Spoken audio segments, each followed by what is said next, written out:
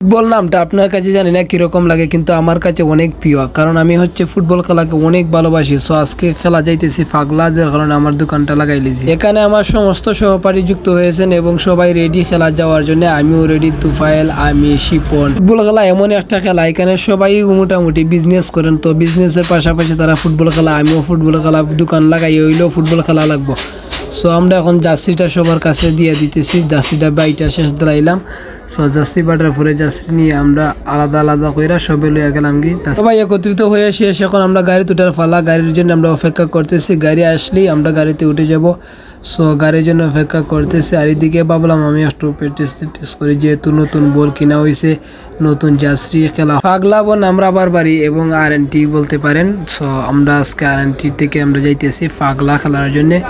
So এই জায়গাটা আসলে অনেক সুন্দর, তারা অনেকদিন যাবৎ বলতেছেন আমরা খেলার জন্য। সো আমরা রেডি এবং আমরা সবাই বাসে উঠে গেলাম, একটা বাস ভাড়া নিয়ে বাসে উঠলাম।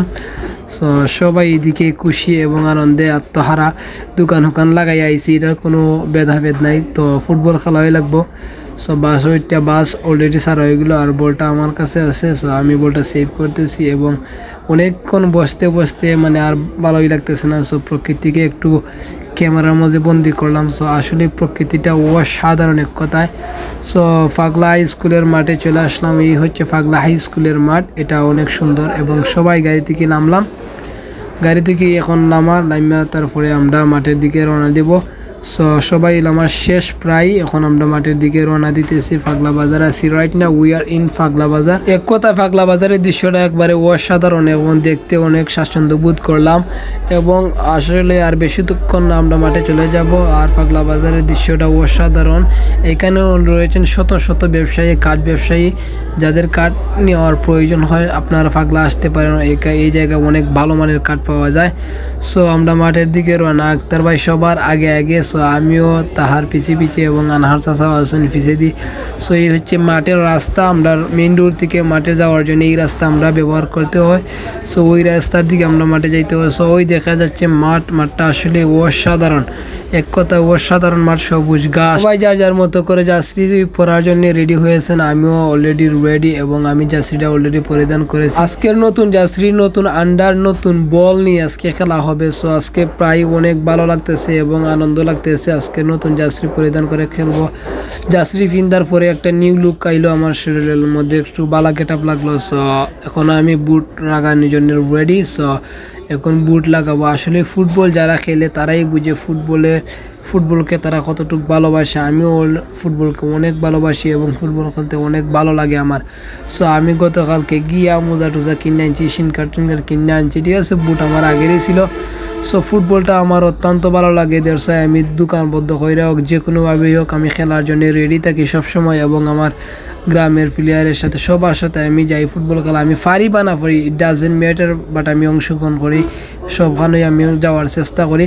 সো আসলে এই জায়গার ওয়েদারটা অনেক ভালো, একটা এক কথায় অসাধারণ ছিল। সো খেলার সময় এইদিকে অনেক দর্শকও ছিলেন। তো আজকের খেলাটা স্পেশালি আমরা উপভোগ করেছি এবং তারা আমাদেরকে অনেক সুন্দর আপ্যায়ন করেছেন। এই আপ্যায়ন আমরা কখনো ভোলার নয়।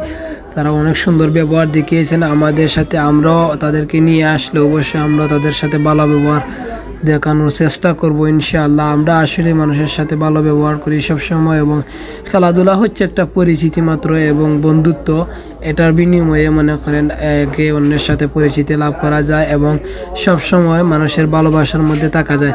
দেড়শায় আমরা ফুটবল খেলি, ফুটবলকে ভালোবাসি এবং ফুটবল খেলাকে স্বাচ্ছন্দ্য বোধ করি। আমরা সবসময় চাই খেলাধুলা করতে এবং স্পেশালি ফুটবল খেলে মানুষ আসলে ফিটনেস ঠিক করার জন্যে।